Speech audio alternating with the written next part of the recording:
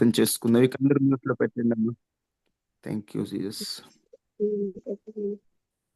మహాపరిశుద్ధుడ, మహోన్నతుడు అయిన దేవ, కృపా సత్య సంపూర్ణుడ, కృపగలిగిన రాజ, దయగలిగిన దేవుడవు, ఆదరించే దేవుడవు అయ్యా. నీవు కార్యం చేస్తే తప్ప మేమేం చేయగలము నాయన. మీరు కార్యం చేసే దేవుడు, సమర్థులైనటువంటి దేవుడు అయ్యా. వాక్యం ద్వారా మాతో కొద్ది నిమిషాలు మాట్లాడండి అయ్యా. నీ మాట కొరకు ఆసక్తితో ఎదురు చూస్తున్నాం. నీవు మాట్లాడుట కొరకు ఆశపడుతున్నామయ్యా. మీరు మాతో మాట్లాడి మమ్మల్ని బలపరచండి. శక్తివంతమైన నీ వాక్యం, బలపరచగలిగిన వాక్యం, ఆదరించగలిగిన వాక్యం అయ్యా, మీరే మాకు అందించి సహాయము చేసి మీ శక్తితో, మీ బలముతో నింపి మీరు కృప చూపించమని యేసు నామములో అడిగి వేడుకొని ఉన్నాము తండ్రి. ఆమేన్. ఆమేన్. దేవునికి స్తోత్రాలు. ఈ విధముగా ఉదయకాల ప్రార్థనలో పాల్గొన్న మీ అందరికీ కూడా ప్రభువైన యేసుక్రీస్తు నామములో నా హృదయపూర్వకమైన వందనాలు. అందరూ జాగ్రత్తగా దేవుని మాటలు వినాలి. రోజుకొక క్రొత్త విషయాన్ని మనం నేర్చుకుంటూ వస్తున్నాం కదా. వాటిల్లో దాదాపుగా 2వ సమూయేలు గ్రంథం వరకు మనము ధ్యానం చేసాం. ఈ పూట మొదటి రాజుల గ్రంథం గురించి ధ్యానం చేద్దాం. సమూయేలు 2వ గ్రంథం పూర్తయ్యాక బైబిల్లో వస్తున్నటువంటి తర్వాత పుస్తకము రాజుల మొదటి గ్రంథం. రాజుల మొదటి గ్రంథంలో మొత్తం 22 అధ్యాయాలు మనకి కనిపిస్తాయి. ఈ మొదటి రాజుల గ్రంథం సమూయేలు గ్రంథంలో ప్రారంభమైన ఇజ్రాయేలీయుల రాజుల చరిత్రను కొనసాగిస్తుంది. ఈ గ్రంథములో 3 ముఖ్య భాగాలు ఉంటాయి. ఈ మొదటి రాజుల గ్రంథంలో దావీదు రాజు మరణం తర్వాత అతని కుమారుడు ఇజ్రాయేలు యూదాలకు రాజు అవ్వడం. దావీదు కుమారుడు ఉంటాడు కదా, ఆయన కుమారుడు ఇజ్రాయేలీయులకి యూదులకి కలిపి రాజు అవ్వడం. తరువాత సొలొమోను పరిపాలన, అతడేం చేశాడు, దేవాలయాన్ని ఎలా నిర్మించాడు, ఈ విషయాలన్నీ కూడా మొదటి రాజుల గ్రంథంలో రాయబడి ఉంటాయి. ఉత్తర దక్షిణ రాజ్యాలుగా దేశ విభజన జరగడం. అంటే ఇజ్రాయేలీయులు మొత్తం 12 గోత్రాలు అయితే, మీకు నిన్న కూడా చెప్పాను, ఉత్తర రాజ్యం దక్షిణ రాజ్యం అని రెండిటిగా విడిపోయాయి. ఉత్తర రాజ్యం అంటే ఏ గోత్రాలని చెప్పాను?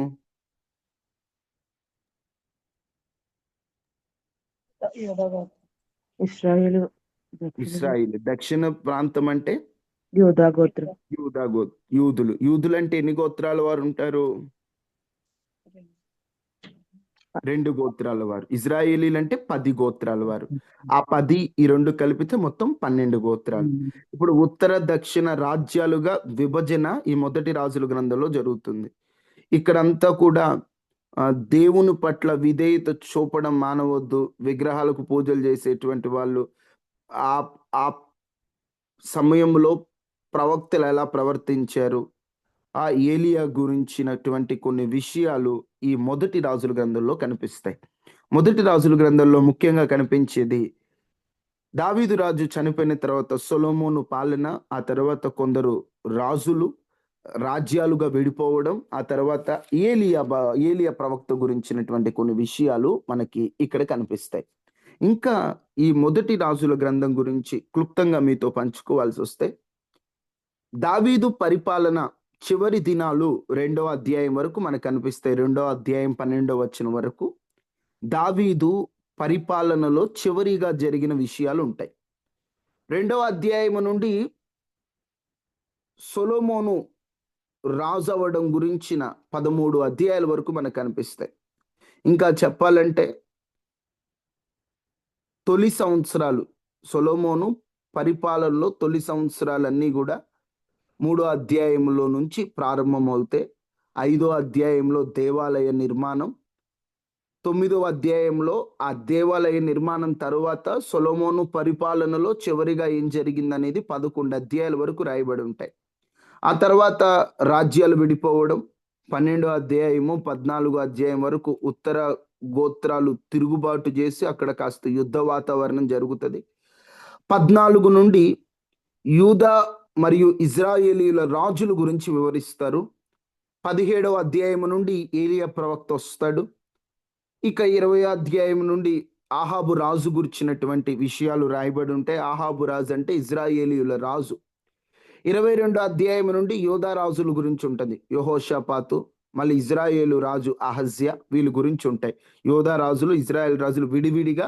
ఇంకక్కడ ఈ మొదటి రాజుల గ్రంథంలో క్లారిటీగా యోధా రాజులు ఎవరు, ఇజ్రాయెల్ రాజులు ఎవరు అని రాయబడి ఉంటుంది. మీరెవరు ఈ మొదటి రాజుల గ్రంథం చదువుతున్నప్పుడు తికమక పడాల్సినటువంటి పని లేదు.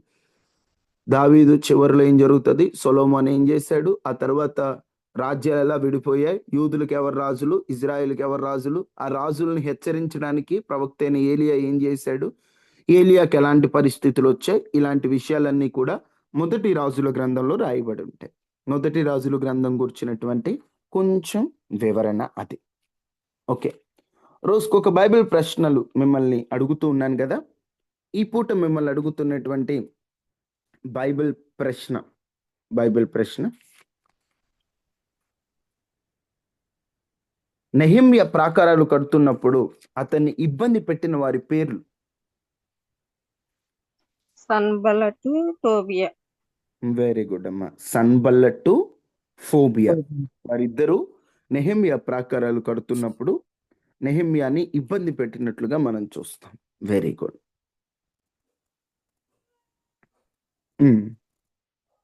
ఆమోజు కుమారుడైనటువంటి వ్యక్తి ఎవరు? ఆయన ఒక ప్రవక్త. ఆమోజు కుమారుడు ఒక ప్రవక్త, ఆయన పేరేంటి? ఆమోసు.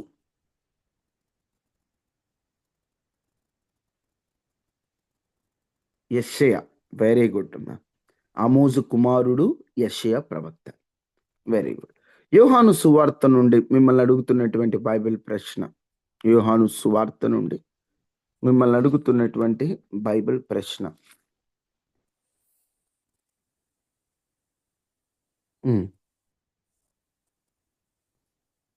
నజరేతు నుండి మంచిదేదైనా రాగలదా అని పలికింది ఎవరు? ఒక ఆయన అంటాడు, నజరేతు నుండి మంచిదేదైనా వస్తుందా అన్నాడు. ఆయన ఎవరు? యోహాను సువార్త చదివారు. Very good. కాన్ఫరెన్స్ లో ఉన్న వాళ్ళు మంచి ఇంట్రెస్ట్ గా ఉన్నారు. నతనీయేలు అంటాడు, నజరేతు నుండి మంచిదేదైనా రాగలదా అని నతనీయేలు అంటాడు. Very good. ఇక మనం దేవుని వాక్యాన్ని వినడానికి సిద్ధపడదాం. అందరూ జాగ్రత్తగా వినండి. ఇవన్నీ ఎందుకు చెప్తున్నానంటే బైబిల్లో మీరు చాలా నేర్చుకోవాలి. ఓకే, ఒక మాట బైబిల్ గ్రంథంలో నుండి మీరందరూ తీసి చదవండి. యెహోషువ గ్రంథం 3వ అధ్యాయం 11వ వచనం. యెహోషువ గ్రంథం 3వ అధ్యాయం 11వ వచనం.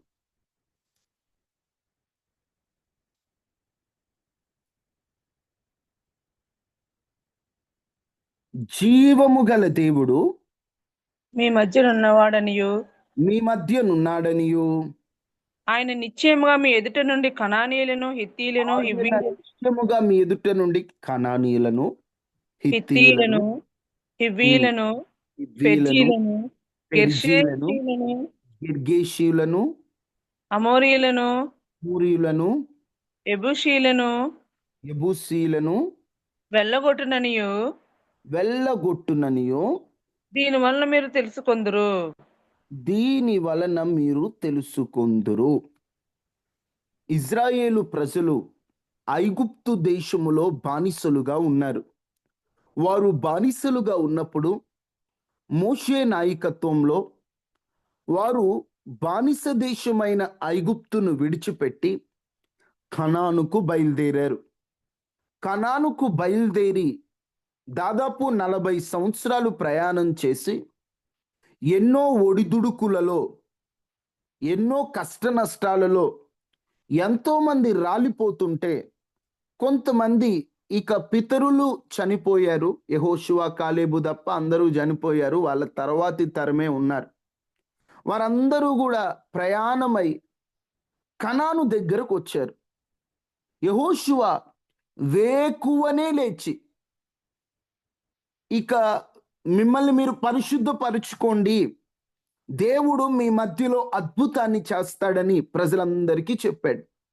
అందరూ వాళ్ళను వాళ్ళు పరిశుద్ధపరుచుకుంటూ, వారిని వారు పరిశుద్ధపరుచుకుంటూ సాగిపోతుంటే దేవుడు వారితో మాట్లాడినటువంటి మాట,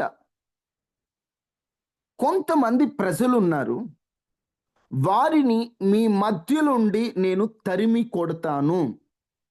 ఇంకొక చోట రాయబడి ఉంటది, మీరు నా ప్రజలు, వారితో మీరు సహవాసం చేయొద్దు.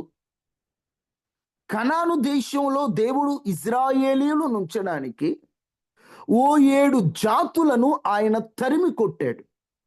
కనానును స్వతంత్రించుకోవాలంటే 7 జాతులకు చెందినటువంటి ప్రజలతో ఇజ్రాయేలీయులు కలిసి ఉండకూడదు. అర్థమయ్యే భాషలో చెప్పాలంటే, పరలోక రాజ్యానికి వెళ్ళాలని ఆశపడుతున్నటువంటి క్రైస్తవుడా, దేవుని రాజ్యములో ఉండాలని ఆశపడుతూ పరమ కనానుకు సాదృశ్యమైనటువంటి పరలోక రాజ్యానికి వెళ్ళాలని ఆశపడుతున్నావు, ఐగుప్తు అనే లోకాన్ని విడిచి కనానుకు దగ్గరలో ఉన్నావు. ఇప్పుడు కనానుకు దగ్గరలో ఉండి వేకునే లేచి నిన్ను నువ్వు పరిశుద్ధపరుచుకోవడానికి ఆరంభించావు, సంతోషం. కానీ 7 రకాల ప్రజలను, 7 రకాల ప్రజలు అనగా 7 రకాల స్వభావాలను నీవు తరిమి కొడితేనే కనాను, లేదా నీకు కనానుకు వెళ్ళే అవకాశం లేదు. 7 జాతుల్లో 7 ప్రధానమైన చెడ్డ లక్షణాలు ఉన్నాయి. ఆ 7 చెడ్డ లక్షణాలు మనలో ఉంటే మనం కూడా పరలోక రాజ్యానికి వెళ్ళమండి. ఒక్కొక్క జాతి గురించి మీతో చెప్పి ఆ జాతికి ఉన్నటువంటి చెడు లక్షణాలను మీతో చెప్తాను, జాగ్రత్తగా మీరు గమనించండి. మొదటిగా ఎవరి గురించి చెప్పారంటే, మీరు ఆ వచనాన్ని చూస్తూనే, జీవము గల దేవుడు మీ మధ్యన ఉన్నాడనియు ఆయన నిశ్చయముగా మీ ఎదుట నుండి, మొదట ఎవరిని తరిమి కొట్టాలట? కనానీయులను. కనానీయులను. అందరూ చెప్పండి, ఎవరిని? కనానీయులను. కనానీయులంటే దేనికి సాదృశ్యం? తీయండి, ఆదికాండము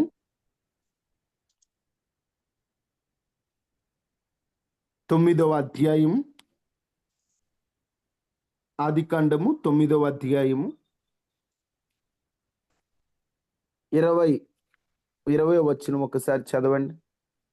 నోవాహు వ్యవసాయం చేయ ఆరంభించి ద్రాక్ష తోటను వేసెను. పిమ్మట ద్రాక్షరసము త్రాగి మత్తుడై తన గుడారములో వస్త్రహీనుడిగా నుండెను. ఇప్పుడు కనాను తండ్రి అయిన హాము తన తండ్రి వస్త్రహీనుడై ఉండుట చూసి, అప్పుడు కనాను తండ్రి అయిన హాము తన తండ్రి వస్త్రహీనుడై ఉండుట చూచి బయటనున్న తన 2 సహోదరులకు ఆ సంగతి తెలిపెను. బయటనున్న 2 సహోదరులకు ఆ సంగతి తెలిపెను. ఇక్కడ నోవాహు జలప్రలయము అంతా పూర్తయింది, అందరూ చనిపోయారు. నోవాహు తన భార్య, వారికి 3 కుమారులు, షేము, హాము, యాపేతు. 3 కుమారులకి పెళ్లిళ్ళు అయ్యాయి. మొత్తము వారు 8 మంది ఓడలోకి వెళ్ళారు. బయటకు వచ్చాక నోవాహు వ్యవసాయం చేద్దామని ద్రాక్ష తోట వేశాడు. ద్రాక్ష తోట వేసి ఆ ద్రాక్ష రసాన్ని బాగా తాగి మత్తుడై తానేం చేస్తున్నాడో తనకే అర్థం కానంత మత్తులో, వస్త్రాలు కూడా ఒంటి మీద లేవనేటువంటి ఆ విచక్షణ లేకుండా ఆయన అలా పడున్నాడండి. మత్తు మనిషిని విచక్షణ లేకుండా చేస్తుంది. ఈరోజు చాలా మంది కొన్ని మత్తులలో ఉన్నారు. అక్రమ సంబంధం అనేటువంటి మత్తు, ఆ మత్తులో ఉండటం ద్వారా దేవుడు నాకు భార్యనిచ్చాడు కదా, పరాయి స్త్రీతో నాకు పనేంటి అనేటువంటి జ్ఞానం ఉండదు. వీళ్ళకి విచక్షణ ఉండదు. ఇంట్లో భర్తకు తెలియకుండా సీక్రెట్ ఫోన్లు అవసరమా? పరాయి పురుషునితో పరాయి స్త్రీతో సంభాషణలు అవసరమా? దేవుడు నీకిచ్చినటువంటి భర్తనో భార్యనో సరిపోరా? కొంతమంది అంటారు, బ్రదర్ నేను జస్ట్ మాట్లాడుతున్నానంటే నేనేమైనా తప్పు చేస్తున్నాను. అవసరమా? అది కూడా అవసరమా? అసలు ఆయన ఎవరు? ఆయనతో నీ ఫోన్ కాల్ ఏంటి? వాళ్ళతో నీ మాటలేంటి? వాళ్ళతో నీ షికారులేంటి? వాళ్ళు ఎవరు అసలు?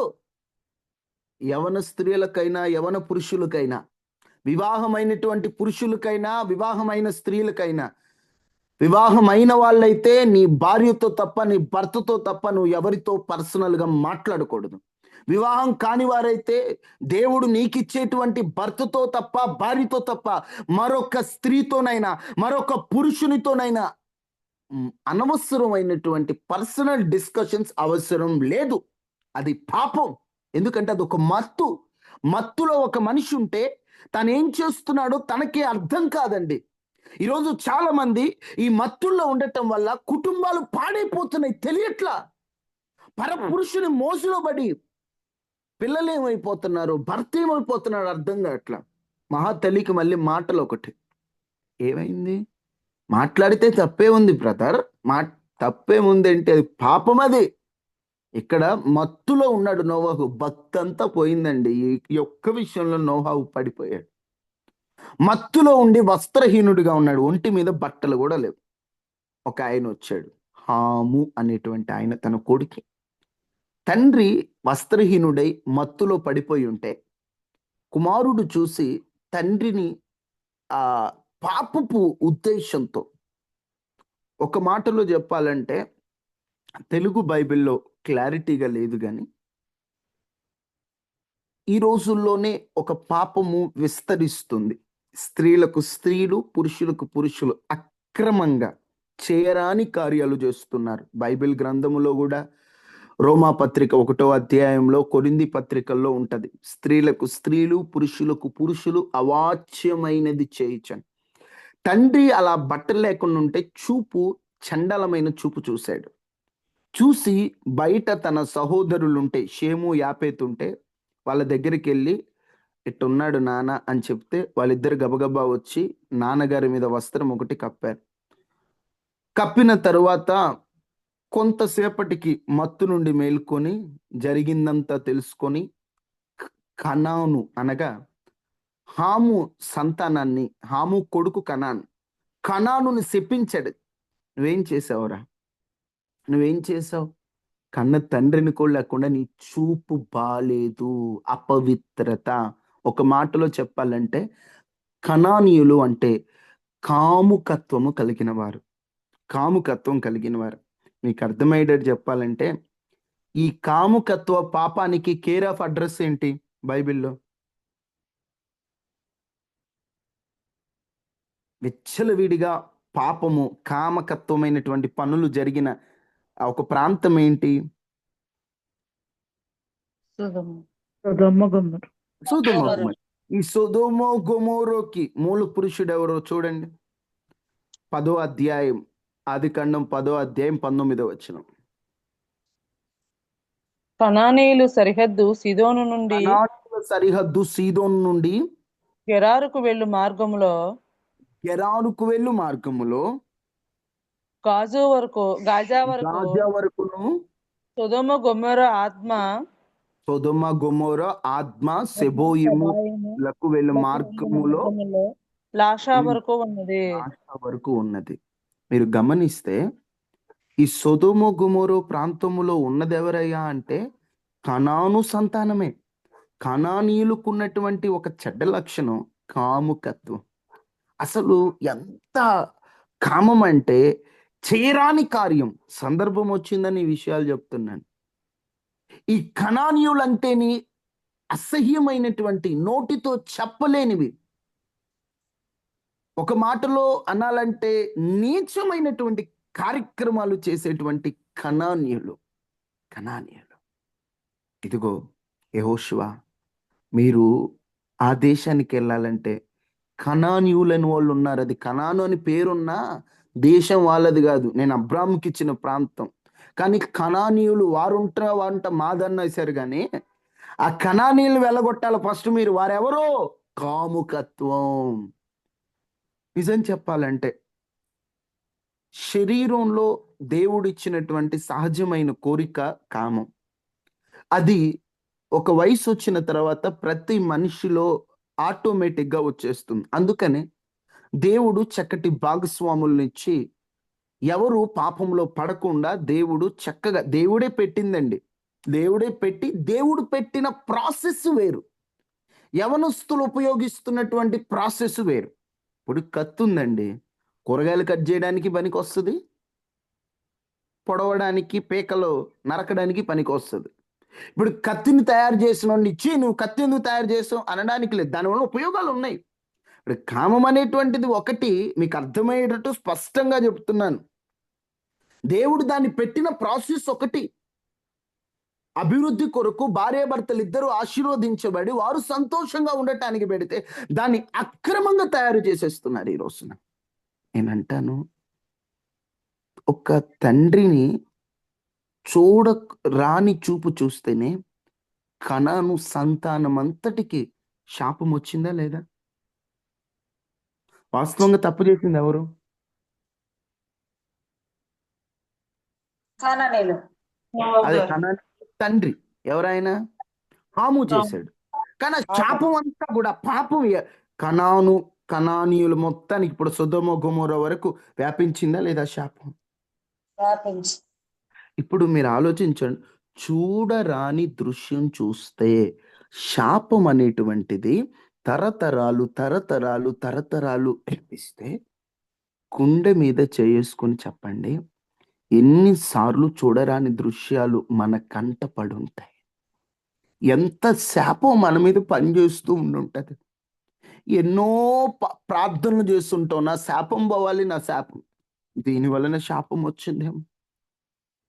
ఒక వ్యక్తి ఒంటి మీద వస్త్రములు లేకుండా వారిని చూస్తేనే మనసులు వ్యభిచారం చేసినట్లని యేసుక్రీస్తు ప్రభు రాయబడి ఉంటే, పనికి రాని సినిమాలు ఏంటండి, అసహ్యమైనటువంటి బట్టలు, వాళ్ళకి కాస్త కూడా కామన్ సెన్స్ లేదు. పిల్లలు ఉంటారే, ఎదుగుతున్నారే, ఐటమ్ పాటలని ఆడోళ్ళకి సగం సగం బట్టలే ఇచ్చి పిచ్చి పిచ్చి పాటలు, బూతు పాటలు, ఆ పాటలు పాడుతున్నారు యవనస్తులు. చిన్న పిల్లలు ఏడుపు వస్తుంటది ఒక్కోసారి. ఏంటి పిల్లలు ఇట్ట పాడైపోతున్నారు? సాతాను ఎంత చెడగొట్టేశాడంటే, ఒకప్పుడు సినిమాల్లో బూతులు మాట్లాడేవారట, అవి అర్థం కాకుండా మాట్లాడేవారు. ఇప్పుడు హీరోనే బూతులు తిట్టేస్తాడు, బూతులు మాట్లాడేస్తాడు, బూతులు పాటలు పాడేస్తాడు. ఇక జనాల్లో ఈ కాముకత్వాన్ని అపవాది విస్తరింపచేస్తుంది. అదొక శాపం, అదొక శాపం. చాలా మందికి అర్థం కావట్లేదు. గొప్ప గొప్ప భక్తులను సహితం బిచ్చగా అలవలి చేసిందండి ఈ కాముకత్వం. చాలా డేంజరస్ ఇది. అమ్మో, ఎంత డేంజరస్ అంటే, సొలొమోన్ ఎంత జ్ఞానమ్మా, ఎట్లా పడిపోయాడు మీరు చెప్పండి? ఈ పాపం వల్ల కాదా? అర్థం అవ్వాలి, యవనస్తులకు తెలియాలి, ఈ పాపం ఎంత డేంజరో అర్థం కావాలి. ఎలా పడిపోయింది ఆయన? స్వరమెత్తి చెప్పండి. సొలొమోను ఈ పాపం వల్ల కాదా? అవును, పాపం వల్ల. ఖచ్చితంగా రాయబడి ఉంటది అక్కడ, అతను కాముకత్వము వలన అంతమందిని వివాహం చేసుకున్నాడు. ఇదే పాపం. ఎంత జ్ఞానం అంతా ఏమైంది చూడండి. సంసోను ఎంత బలవంతుడండి, నక్క తోకలు ముడివేసిన వాడు, సింహాన్ని చీల్చిన వాడు. ఏమైంది? ఈ పాపాన్ని జయించలేకపోయాడు. ఒక స్త్రీని చూసి అసలు జీవితమే పాడైపోయి చివరికి జుట్టు పోయి బలం పోయి ఒక పిచ్చోళ్ళ చచ్చిపోయాడంటే ఏంటి? ఒక ఎంత గొప్పోడినైనా అడక్క తినేటట్టు చేస్తుందండి ఈ పాపం. యవనస్తులకు అర్థం కావట్లేదు. సామెతల గ్రంథంలో ఒక చక్కటి మాట రాయబడి చూడండి.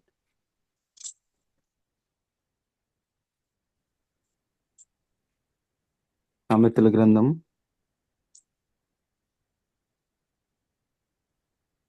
6వ అధ్యాయము 27వ వచనం. ఒకడు తన నుంచుకొని ఎడల వాని వస్త్రములు కాలు. ఒడిలో అగ్ని పెట్టుకుంటే బట్టలు కాలకుండా ఉంటాయా? కాలకుండా ఉంటాయా? ఖచ్చితంగా కాలుతాయి. ఒకడు నిప్పుల మీద నడిస్తే పాదములు కమ్మలకుంటాయా? ఖచ్చితంగా కాస్తాయి. 26లో ఉంటది, వేశ్య సాంగత్యము చేయవానికి రొట్టె తొనక మాత్రమే మిగిలి ఉండు. రొట్టె మగనాలి తొనక మాత్రమే. వేటాడు. రొట్టె తొనక అంటే తిని పడేసిన ఇస్తరాకు లాంటి అయిపోద్ది జీవితం. ఎందుకు చెప్తున్నాను ఆలోచించండి. పరలోక రాజ్యం వెళ్ళాలని ఆశపడుతున్నారు, ప్రభువులో బ్రతకాలని ఆశపడుతున్నారు. ఈ కాముకతో పాపాన్ని జయించలేకపోతే చాలా ఇబ్బందులు పడాల్సి వస్తుంది. ఒక యవనస్తునిగా మీ మీరెదుట ఉంటే మీకందరికీ దండం పెట్టి వందనాలు చెప్పాలనుకుంటున్నాను. నా అనుభవంలో నేను చూసింది ఇదేనండి. ఈ ఒక్క పాపాన్ని జయించలేక చాలా మంది యవనుల జీవితాలు, సేవకుల జీవితాలు, పెద్దల జీవితాలు సర్వనాశనం అయిపోవడం నా కళ్ళారా చూశాను. ఇది అనుకుంటాం, ఇది కామన్ బ్రదర్. కామంగా మారకూడదు బ్రదర్. ఇవన్నీ మాకెందుకు చెప్తున్నారు అంటే, లేదమ్మా తెలుసుకోవాలి. కనానీయుల్లా మారిపోతున్నారమ్మా ప్రజలు. మందిరంలో ప్రేమ కథలేంటమ్మా? దేవుని సన్నిధిలో విచ్చలవిడితనం ఏంటయ్యా? ఈ పాపాన్ని దేవుడు మెచ్చడు, దేవుడికి నచ్చదు అసలు. వేశ్యులన్న, వేష సాంగత్యమైన, వ్యభిచారమైన ప్రభువుకు నచ్చదు. కానీ ఎంత పాపం చేసినా వచ్చి క్షమాపణ చెప్తే క్షమిస్తాడు. అలాని పాపాన్ని సమర్థించాడు. నా దేవుడు ఎవరో తెలుసా? పాపిని ప్రేమించేవాడు, పాపాన్ని ఖండించేటువంటి దేవుడు.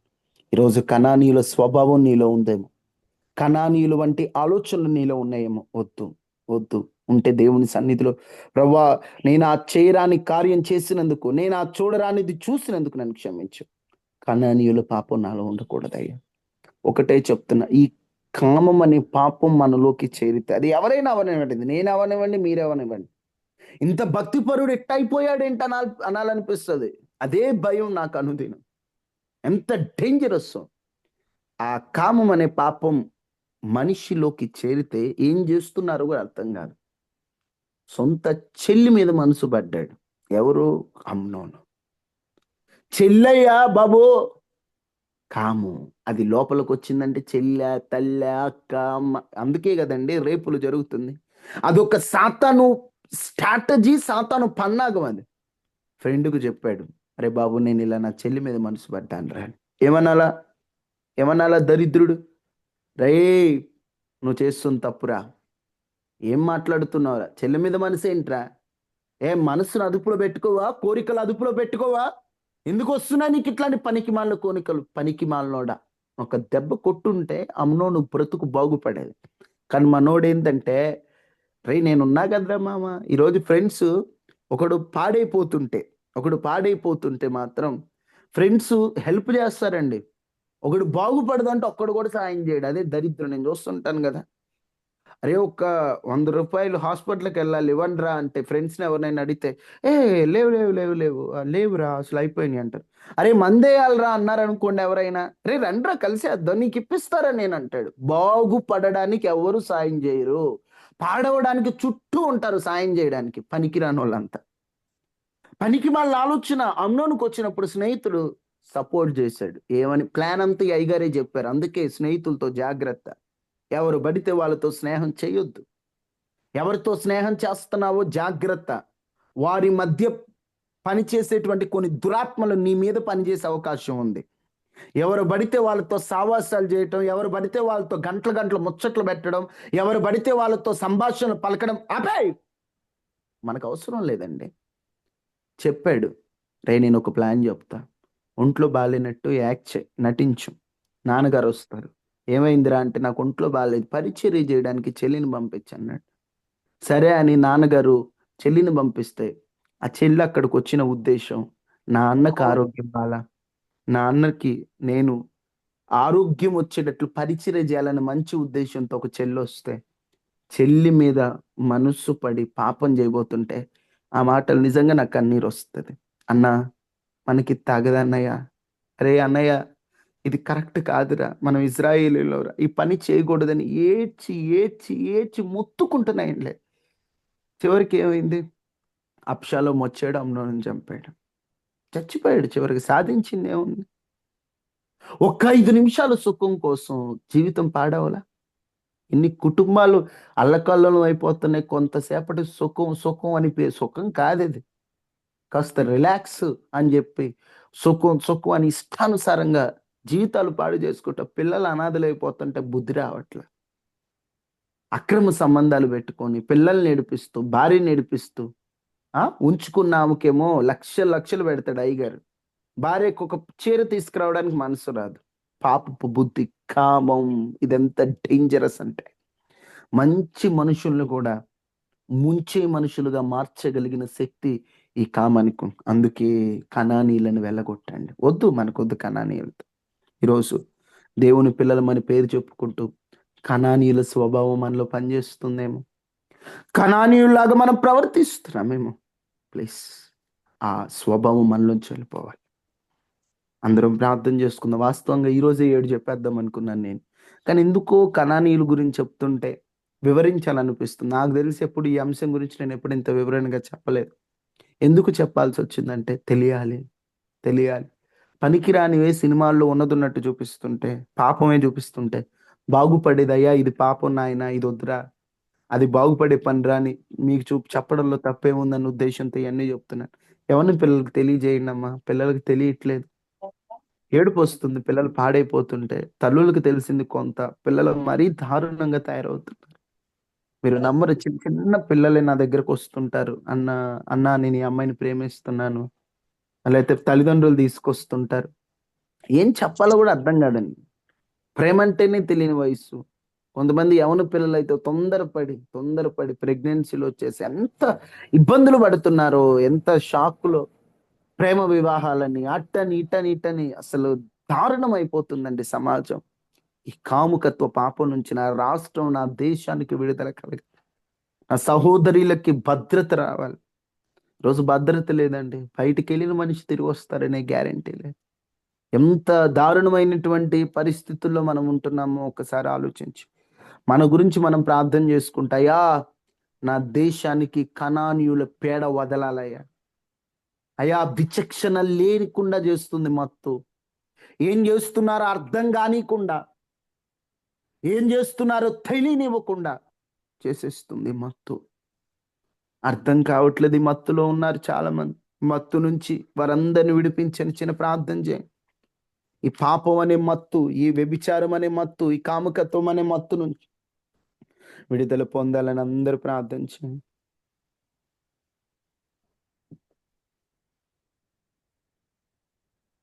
పాపం ఎంత డేంజర్. పినతల్లి వరుస ఆమెను పాపం చేయాలని ఉద్దేశంతో చూశాడు రూబెన్. ఏమైంది? జ్యేష్ఠత్వపు దీవెనలు పోగొట్టుకున్నాడు. అలాంటి ఉద్దేశం కలిగిన పోతీఫరు భార్యని దూరం పెట్టాడు యోసేపు. రాజుగా ఐగుప్తుకే అధికారిగా మారిపోయాడు. ఈరోజు ఈ కాముకత్వ పాపాన్ని జయించలేక ఎంతోమంది యవనులు, ఎంతోమంది సహోదరులు ఎన్నో ఇబ్బందులు పడుతుండగా దేవుని శక్తి కావాలి. ఈ పాపాన్ని జయించడానికి దేవుని శక్తి అవసరం. దేవుని శక్తి అంతకంతకు అవసరం. అడుగుదాం, ప్రభువా నాకు ఈ శక్తి కావాలి. ఒకవేళ మీరు పెద్దలైతే తల్లులారా యవనస్తుల కొరకు ప్రార్థన చేయండి. యవన పిల్లలు చాలా చెడిపోతున్నారు. వాళ్ళకి తెలియదమ్మా ప్రేమ పెళ్ళిళ్ళు అటు ఇటని మోజులో పడి జీవితాన్ని పాడు చేసుకుంటున్న యవన పిల్లల కొరకు ఏడవండి ప్రభు సన్నిధి. ప్రభువా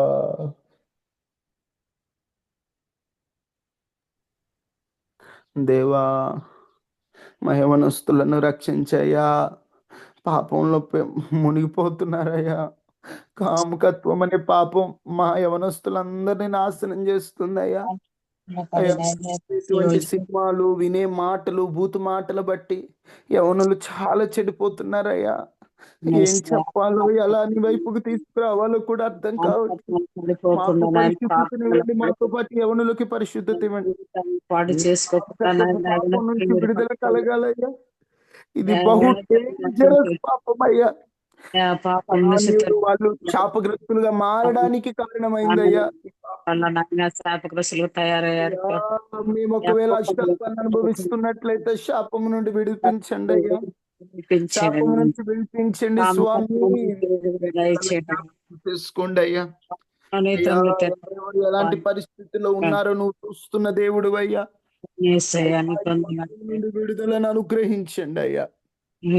సహాయం దయచేయండి, రక్షించండి అయ్యా. అందరూ ఏమైనా ప్రార్థన చేసుకోండి. ఆ ఊరు యొక్క మహాపరిశుద్ధుడు అయిన మా కారణకర్త ప్రియ పరలోకపు తండ్రి, గనుడా గొప్ప దేవా, నీకు వందనాలు.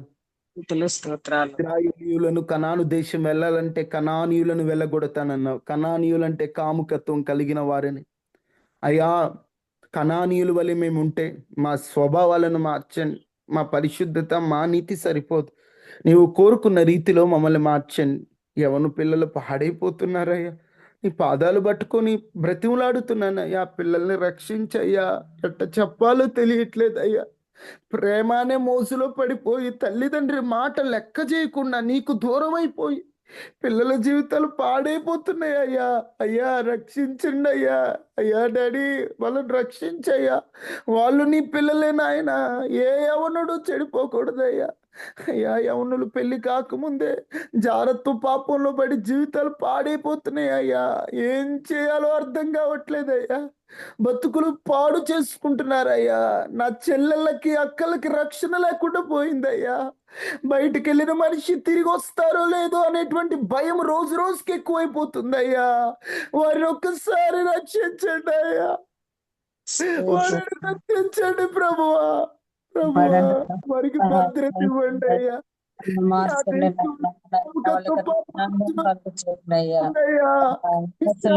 నా దేశానికి విడుదల ఇవ్వండి అయ్యా. అగాయిత్యాలు అయ్యా ఎక్కువైపోతున్నాయి అయ్యా. ఒక్కసారి జ్ఞాపకం చేసుకోండి అయ్యా. నా దేశాన్ని రక్షించండి అయ్యా. నా దేశ పరిస్థితులను మార్చండి అయ్యా. నా యవనులకి రక్షణ ఇవ్వండి అయ్యా. ఈ పాపం మీద జయం కావాలయ్యా. మాకు జయం కావాలయ్యా. మాకు జయం కావాలయ్యా. అయ్యా, పని ఎలా జయించాలో మాకు తెలియట్లేదయ్యా. మాకు జయాన్ని ఇవ్వండి అయ్యా. ఏ యవనుడు పాడైపోకూడదయ్యా. ఈ ఉదయకాల ప్రార్థనలో పాల్గొన్న వారిని దీవించండి. వారి అక్కర్లు తీర్చండి. వాళ్ళ సమస్యలు తీర్చండి. ఎన్ని ఇబ్బందులైన ఉదయాన్నే నీ సన్నిధిలో ఉండాలని వచ్చారయ్యా. వాళ్ళ సమస్యలు తీర్చండి అయ్యా. కన్నీటిని తొడవండి అయ్యా. అనారోగ్యం నుండి స్వస్థతను ఇవ్వండి అయ్యా. మానసికంగా ధైర్యాన్ని ఇవ్వండి అయ్యా. ప్రార్థనలో తగ్గిపోయారేమో నాయన. ప్రార్థనలో ఒక్కొక్కరు ఎదుగునట్లు సహాయం చేయండి అయ్యా. ఉదయాన్నే నీ పాదాలు పట్టుకుంటుండగా అనుదినం మీరు నూతన ప్రత్యక్షతలతో నీ బిడ్డలు తాకి నీ బిడ్డలు మీరు అభిషేకించి మీరు వాడుకోమని ఈ రోజంతా పనిపాటలో తోడుగా ఉండండి. కంచి వేయండి, కాపుదలు ఇవ్వండి. ఎటువంటి ప్రభువా అపవాది శక్తులు దరిచారకుండా కాపాడమని మీరే బలపరచమని అయ్యా. ప్రతి ఒక్కరికి తోడుగా ఉండి వైరస్లు, అనారోగ్యాలు, ప్రమాదాలు రాకుండా కంచి వేయమని యేసు నామములో అడిగి వేడుకుంటున్నాము తండ్రి. ఆమేన్. తండ్రి అయిన దేవుని ప్రేమ, కుమారుడైన యేసుక్రీస్తు వారి కృప, పరిశుద్ధాత్మ సహవాసం మనకి మన కుటుంబాలకి ఎల్లప్పుడూ ప్రభు కృప తోడైండును గాక. అందరికీ వందనాలమ్మా. God bless.